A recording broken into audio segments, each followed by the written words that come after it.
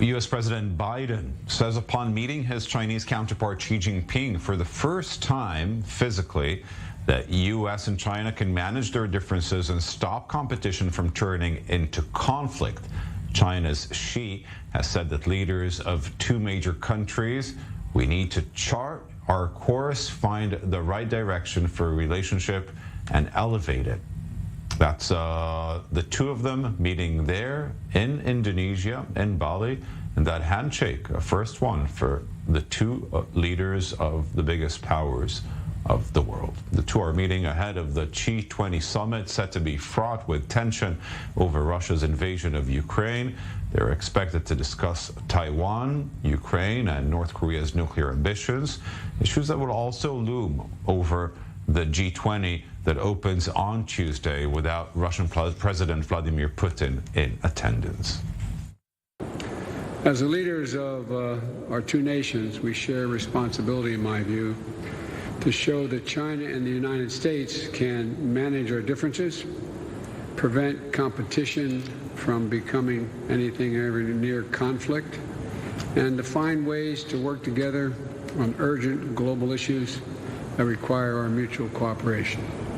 And I believe this is critical for the sake of our two countries and the international community.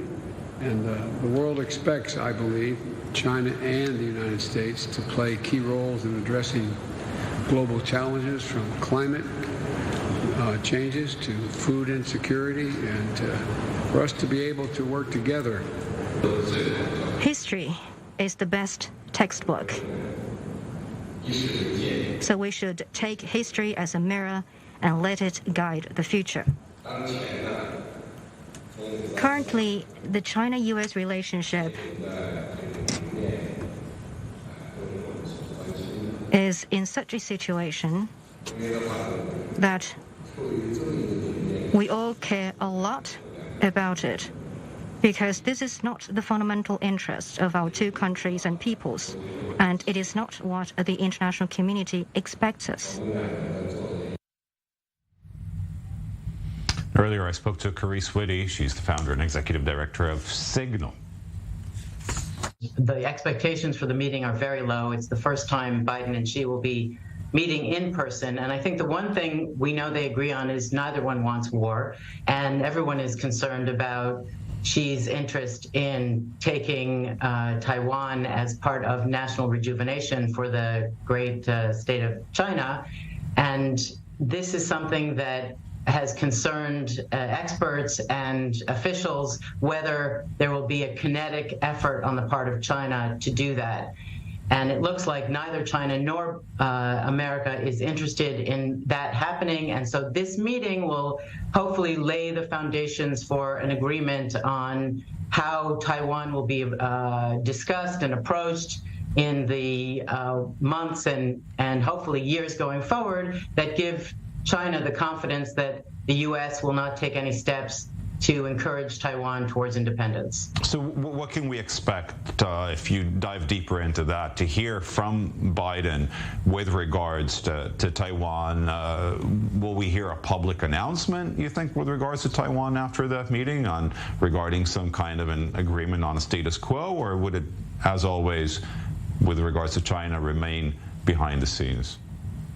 It's very possible that Biden will announce that he maintains the one China policy, not the one China principle, the one China policy, and strategic ambiguity. This has worked well for the world in the Taiwan Straits for the last 40 years, and it, by all accounts, it is the best way forward.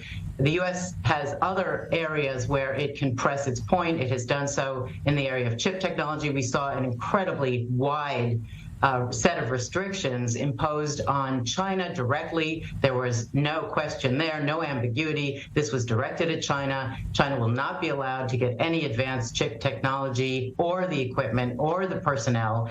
And so I think this is an area that the U.S. is much more concerned about, that it can continue to lead in Fourth Industrial Revolution advanced technologies. That is really what will keep the world economy moving, and the U.S. wants to be in the lead.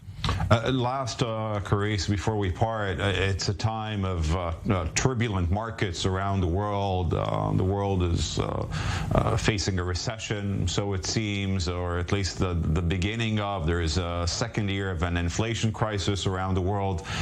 So, and these two countries obviously are concerned more than anything with the economy. Could they come up with some sort of relaxation in this meeting of business ties that have been so difficult in the last few years?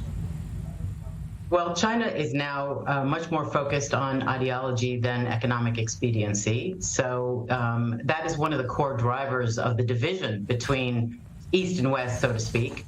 And the economic goals of China are now put secondary to the political goals. So it's difficult to see how Xi Jinping might relax things to allow for more business and trade. Although he says that is a goal, we haven't seen too many signs of any kind of opening up or changes in zero COVID policy that would allow international investment to return to China. In fact, it's being pulled in the other direction. So I don't think we can count on China to strengthen the global economy in the near future. That being said, it's important to remember that China is great at course change.